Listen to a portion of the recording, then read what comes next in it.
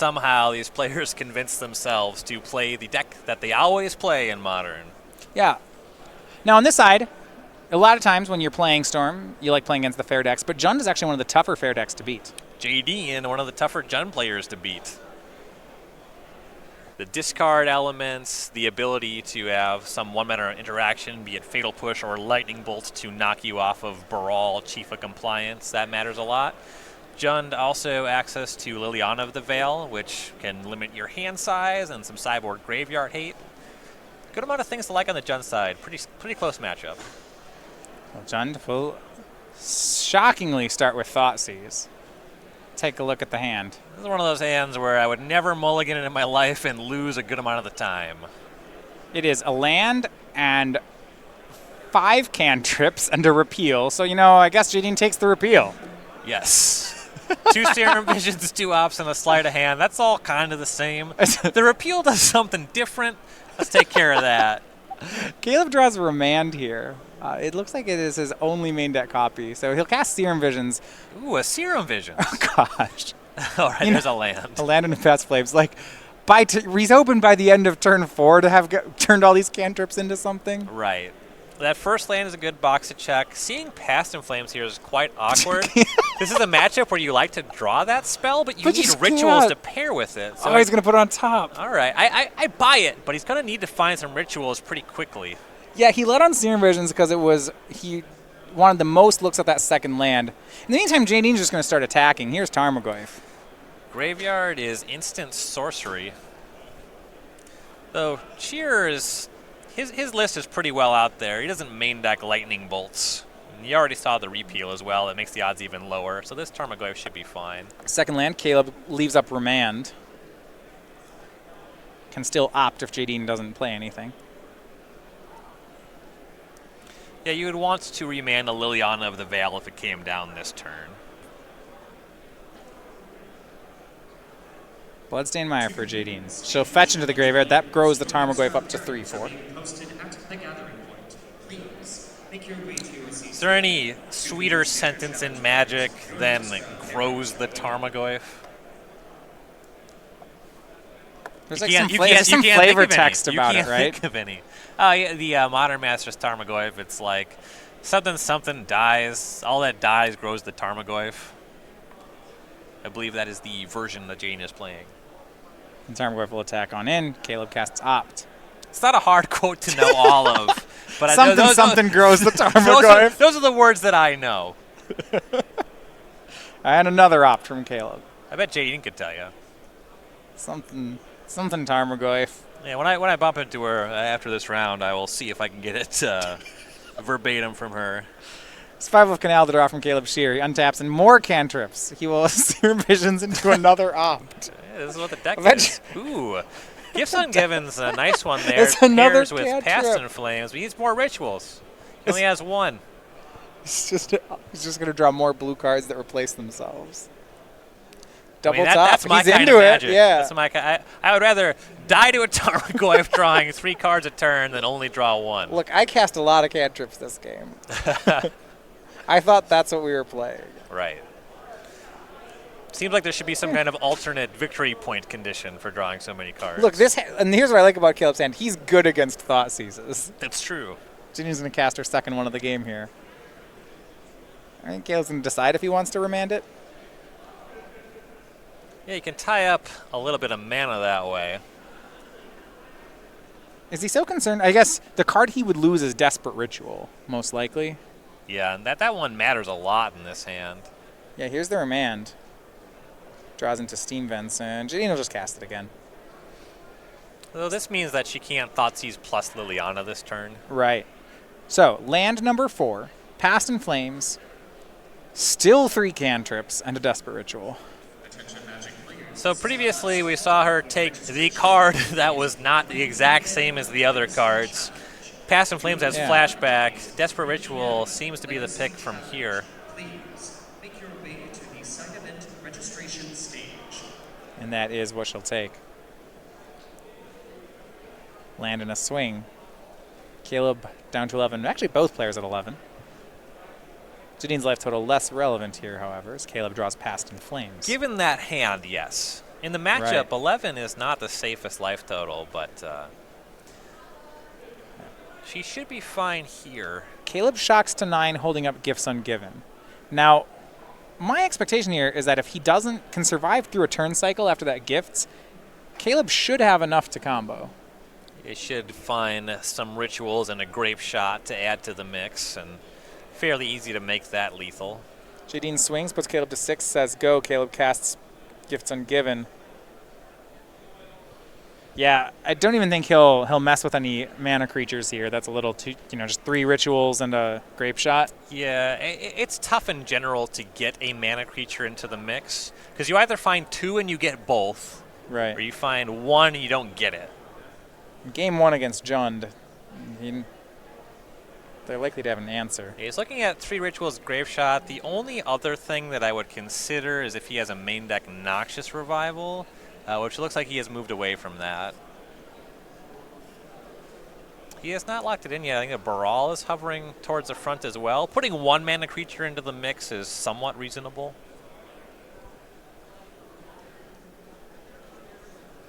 And goes for the pile mentioned here. 3 rituals and a grape shot. He still has 3 more cantrips in hand. So Jadine knows about Past in Flames. Giving both mana-producing rituals makes it so that Scherer can just ritual, Past in Flames, go from there. I like the line Jadine took, which was the opposite of that. Yes. Just none deny of these it. are plus mana, so this means that you don't get just beaten by land +1/+1 mana ritual. Yeah, and there's so many cantrips in Caleb's hand that giving Caleb mana, he can convert that very easily into cards. Right. And plenty of mana available. It's still the case that if Scherer drew a Baral or an Electromancer, it would be beneficial on this turn. Because Jadine has to cast a spell to take it down and produce a little bit of mana in the interim. And this is going to be the turn. Caleb is at 6. He's facing down Raging Ravine and Tarmogoyf on the way back. So he's going to have to try to put together 11 points worth of grape shots, and he'll start with Manamorphose. Draws into, it looks like Unsubstantiate. He could use that if he wants to be a little bit more patient here, just to bounce the Tarmogoyf on Jadine's turn. Though then you're playing with fire a little bit. Raging Ravine plus Lightning Bolt would be lethal. Yeah, Jadine on 3 copies of Lightning Bolt right now. I agree, though. He's still out of range of Kolaghan's command. But Bloodbraid Elf also... Does Bloodbraid Elf... Well, no. and step Kolaghan's command. The mana's just untapped. Right. Yeah, this is a precarious spot for Caleb. If possible, I'd like to not give another turn. Here is Sleight of Hand. Finds Pyretic Ritual. That's what he's looking for. Yes. Storms to 2. Is that enough? He right now has 1 mana floating. Makes his land drop, so he has 4 available. Can go up to 5 with this Pyretic Ritual, but it feels like we're 1 short right now. Yeah, you need to get to 6 if Past in Flames is going to be part of the equation. And I don't see him getting up to 11 damage without Past in Flames being involved. So I think you want to cast the cantrip that gives you the most looks at another mana-producing ritual here, which would be Opt. Or I guess Sleight of Hand if that was available. It looks like Opt is the one left over, though. Spell 3 is the Pyretic Ritual. He could use the Grape Shot to shoot down Tarmogoyf, but that hardly gives him any time, does it? Yeah, this is very similar to the game plan involving Unsubstantiate. Grape But Shot's... you still get to bounce the Raging Ravine here. Yeah, Grape Shot's down and passes.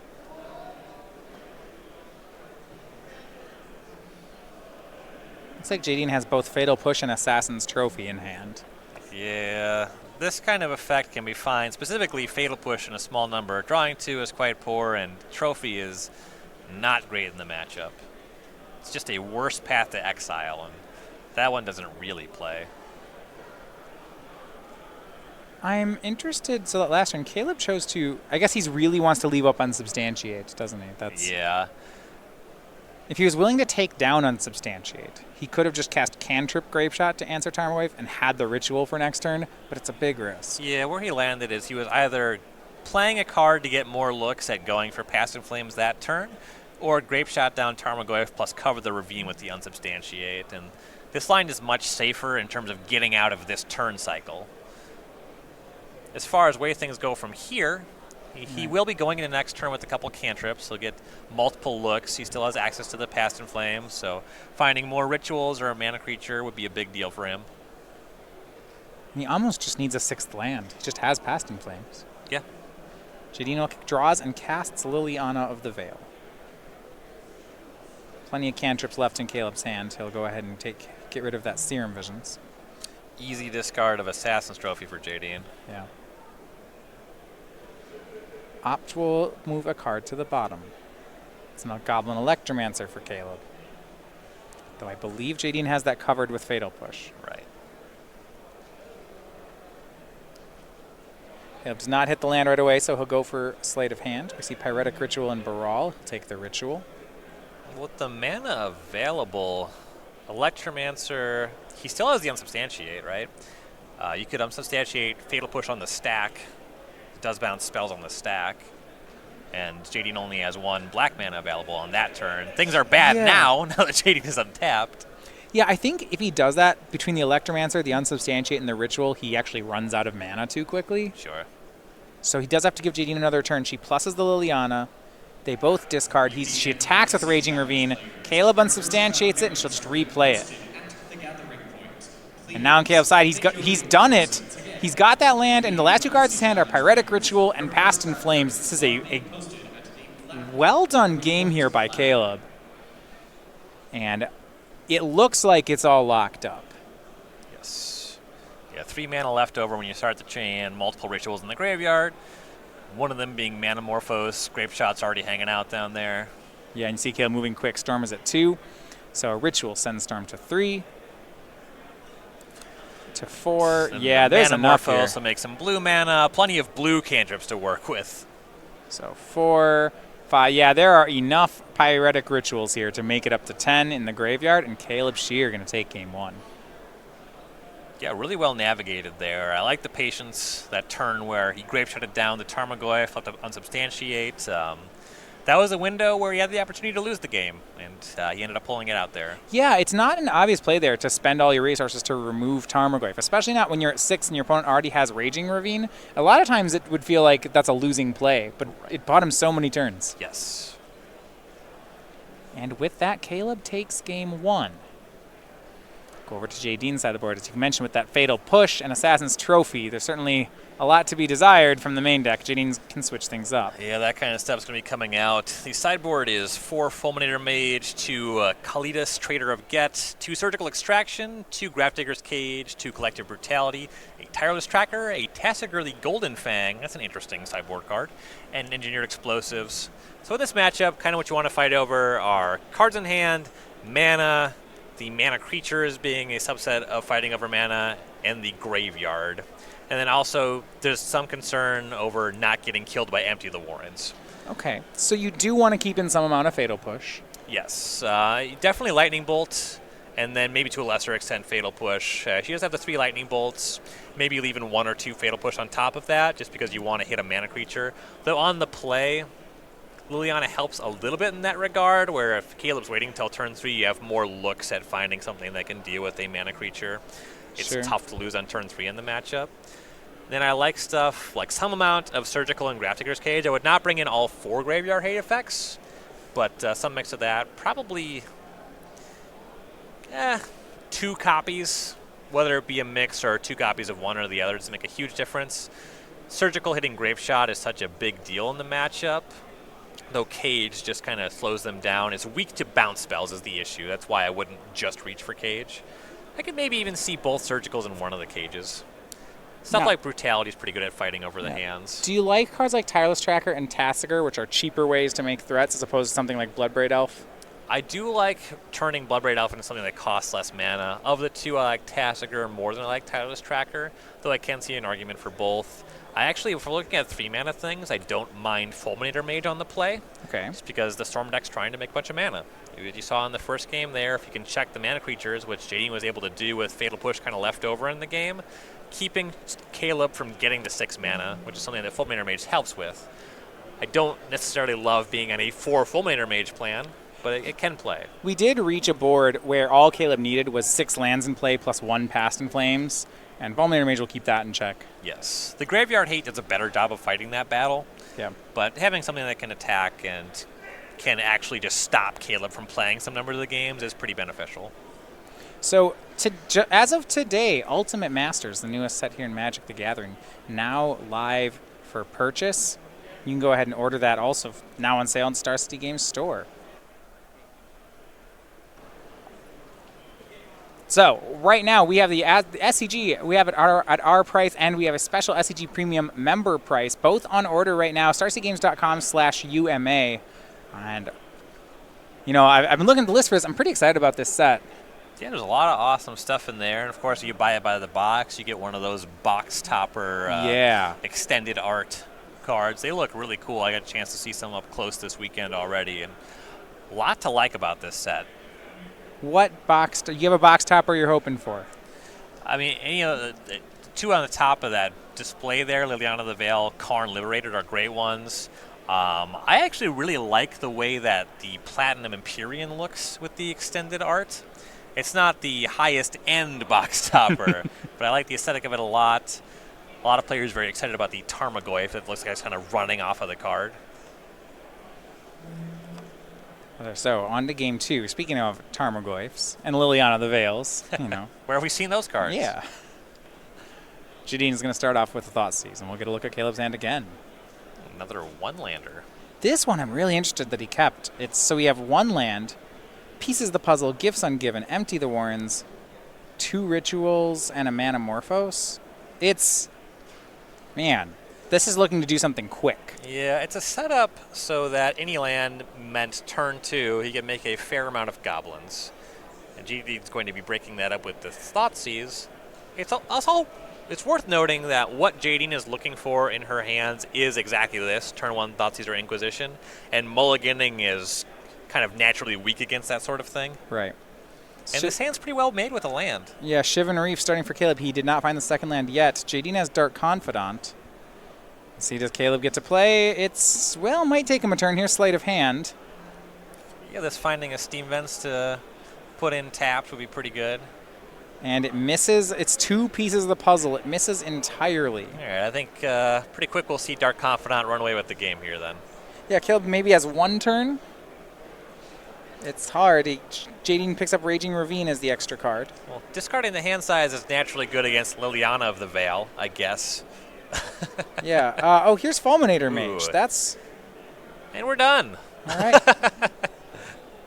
All right. Ryan, we have bingo cards here. I'm going to check off turn 3 win. Thank you, Jund. That's not... Right? Not the hero I expected on that square. Did I finally get Dark Confidant reveals a land? You did. It was Raging Ravine. It just happened at the end there. I just never seen that box checked. It's been a while since we see Dark Confidant. Yeah, it doesn't show up too often. I guess backtracking a bit, I got a couple on a previous round. Got a turn 3 Tron and a Thing in the Ice bouncing a creature and 2 of the horrible corner adjacent squares. Yeah, I had a prowess creature get pumped twice, and that is all I got. This is going to be a rough go. Yeah, my bingo card looks more like lazy abstract art than anything. So, Caleb, looking at his sideboard here, he was boarded in the pieces of the puzzle. Now, a lot of times we'll see that when they board out gifts ungiven, but it looks like Caleb's on both. At least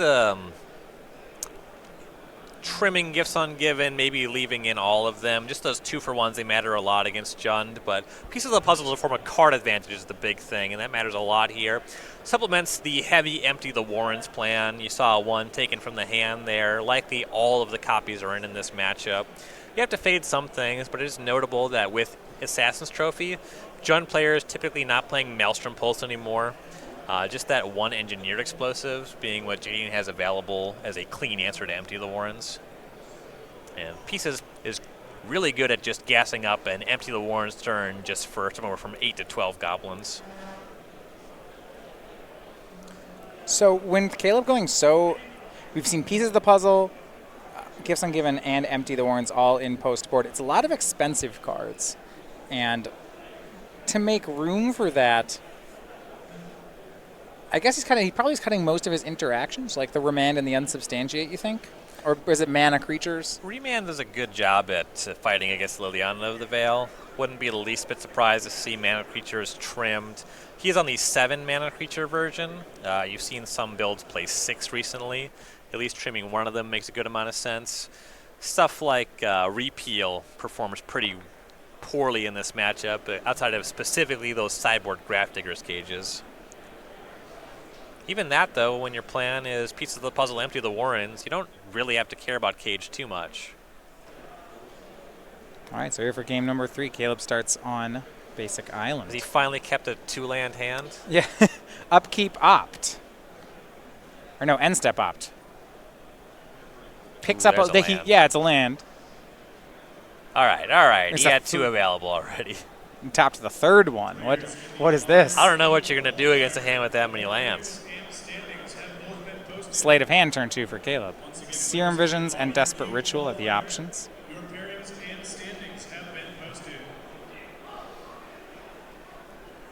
Looks like he decides to take these Serum Visions. I think in most instances, Serum Visions is better than Desperate Ritual, unless you already have an Empty of the Warrens and have only an okay Empty of the Warrens turn. Yeah, and I do like how this all ended up. Serum Visions was then cast. He drew into pieces of the puzzle. That's a strong turn 3. Yeah, and then tops a Manamorphose. Ooh, the best card in the deck. Yeah, pretty much. I mean, it's all upside. Yes. That's the nice part. You can never argue that Manamorphose is bad in this deck. Unless you're playing against Athalia. All right. All right. It is... Should never say things like the word never, but... Thoughtseize here from Jadine. We'll look at Caleb's hand. He's got Baral, Pieces of the Puzzle, Pyretic Ritual, Desperate Ritual, Empty the Warrens, and a 3rd land. This is a great holding. Yeah, we've seen some really good against Thoughtseize hands before from him, though this one is really good against Thoughtseize in a very proactive way. There's a combination of rituals, mana creature, and Empty the Warrens that gives you that. And you see Jadine does take the empty. It's a big concern for her. But now the leftovers is just pieces of the puzzle, mana creature, and rituals. Right, she'd like to take pieces of the puzzle here. But because of the threat that the hand presented immediately, she had to take empty. Yeah. Yeah, pieces, Baral, and empty were all threatening cards. Caleb deciding between pieces and making a Baral turn. He's just going to go for the draw spell. Desperate Ritual, Empty the Warrens again, Sleight of Hand, and Lightning Bolt. Gets to pick any 2. I would assume that empty would be among them. You have to be a little concerned about getting hit by Surgical Extraction, but I would be amazed if he played around that. He's already got a nice empty hand made. So empty was taken, but what I'm interested in is the 2nd card. Rather than mana or a cantrip, he goes straight for Lightning Bolt. It can help to close a game. It's an easy additional storm for the empty. It could cover something like a Dark Confidant.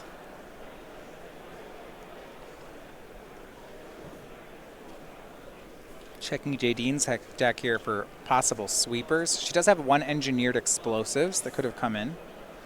But we're not looking at anything like Golgari Charm. And she doesn't have any Maelstrom Pulse. Right. And that's another interesting element. We'll see how Caleb plays it. But if you are worried about Maelstrom Pulse, Lightning Bolts, and just leaving up a red mana after you empty the Warrens, you target the goblin that the Maelstrom Pulse targeted. So you might have grabbed it for that reason as well. That used to be a very common fixture of the Pauper format before they banned Empty the Warrens and ruined everything. Almost, yeah, it was...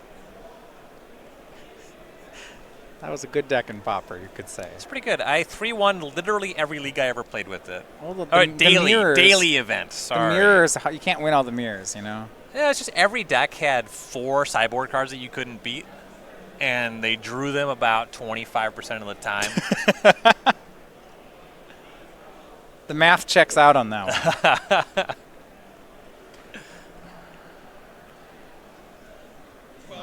Electrickery was quite good against that deck. So Jadine here, go fetching up third land, and it's going to be Fulminator Mage. She'll go for Shivan Reef. Yeah, that's the red mana source that she knows about. Yeah, see if that's stranded to Caleb's hand. So far, it looks like it might have. We'll see. Here's Opt. Anything but a red land likely going to the bottom. Yeah, picks up pieces of the puzzle. That doesn't do anything. Caleb passes. A shrewd move here by Jadine. Really paying off. Yeah. Having your opponent unable to cast spells is a heck of a way to win a game. Well, it was a heck of a hand he had, and now we see Tarmogoyf into Dark Confidant for Jadine. All right, red source is a big look for Scherer. Ooh, that's Spire Bluff Canal. Yeah, not just any red source. This is his best one. And he'll cast Baral. Is this a combo turn? We'll see. It might be. I mean, it's at least an Empty the Warren's turn. The one thing that could disrupt that from here with Jadine tapped out is if she had Surgical Extraction for the copy in the graveyard already. Yeah, there's a lot of temptation on Caleb's side just to... I mean, I think he could dump as many of these cards as he wants to. And Jadine's at the ready with Baral on the stack, it looks like she's going to go for a Surgical. Yeah, you could wait for a Ritual to be cast. It doesn't really make... Oh, well, she went for Desperate Ritual, not the Empty the Warrens. Okay. And that means Caleb... Well, I guess Pyretic brings him to 3, and Manamorphose still gets him to 4, so he still can make Empty the Warrens, but it's not as large of one as he would have made otherwise. Yeah, I mean, he can even just do it with just the Pyretic with the Baral. Just get it 3, empty cost 3. The Surgical's also +1 Storm on that. So kind of a wash in terms of exiling that Ritual. So if Storm's at 2, yeah, he can make a pretty threatening play, right? If he Pyretics, Manamorphoses, bolts upstairs, Jadine drops to 8. He gets 12 goblins. So the concern on Jadine's side and why you would see her go for a Ritual over going for Empty the Warrens is that going from Baral with 1 mana and some Rituals, Caleb can just turn this into a lethal Grape Shot turn. Sure, especially with that pieces of the puzzle in hand, all that mana, he can start, he casts to pieces. If it finds a Past in Flames, then we don't care about goblins anymore. Yeah, and she already knows about Lightning Bolt too, and she's at 11.